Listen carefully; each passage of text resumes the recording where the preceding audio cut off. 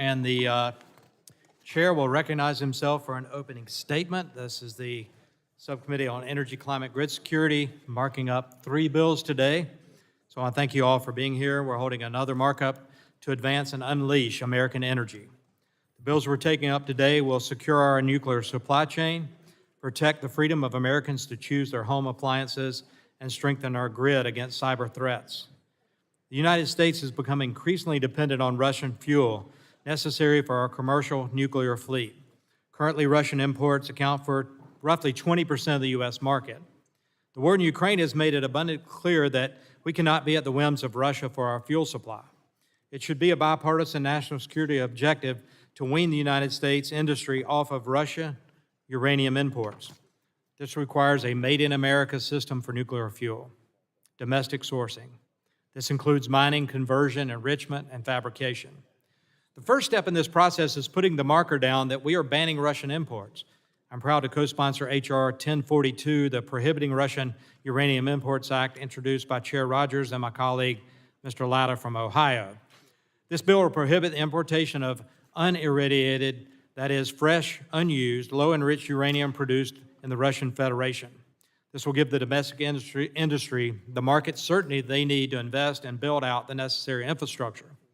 U.S. companies are already taking steps to this end, but without certainty about the role of Russian fuel in our market, investors won't put money in to expanded capacity.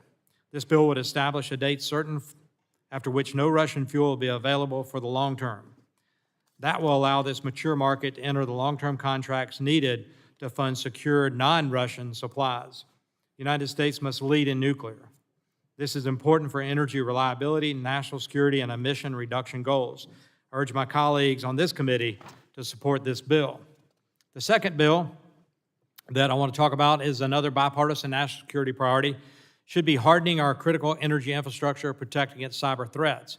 H.R. 3277, the Energy Emergency Leadership Act, introduced by Representative Walberg and Blunt Rochester, would amend the Department of Energy Organization Act to elevate the leadership of DOE's emergency response and cybersecurity functions to the Senate-confirmed Assistant Secretary level.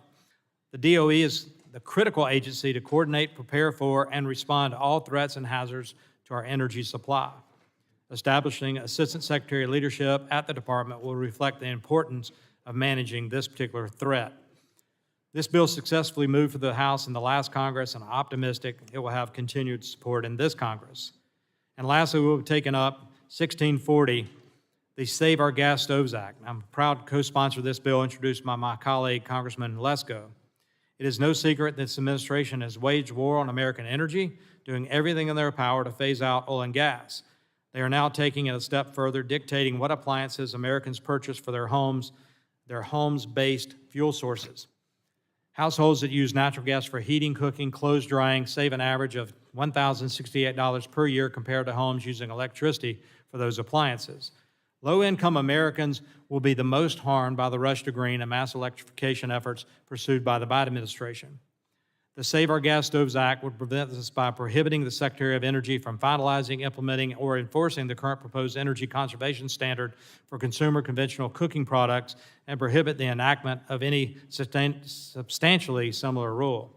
Clarifying the Energy Policy and Conservation Act prohibits an implementation of an energy conservation standard that would result in a product being unavailable based upon the type of product the fuel consumes. Americans should be free to choose what cooking product they use in their homes, and this bill ensures that. Unfortunately, gas stove rulemaking is part of a larger effort against the consumer appliances to federally mandate that Americans purchase climate-friendlier appliances. So I commend Congresswoman Lesko's leadership on this issue. I urge my colleagues to support that legislation in front of us today, all of the legislation in front of us today, the 3 bills we're marking up, which prioritizes American energy security and puts the American people first. And I'll now recognize the ranking member, Mr. Gett, for 5 minutes.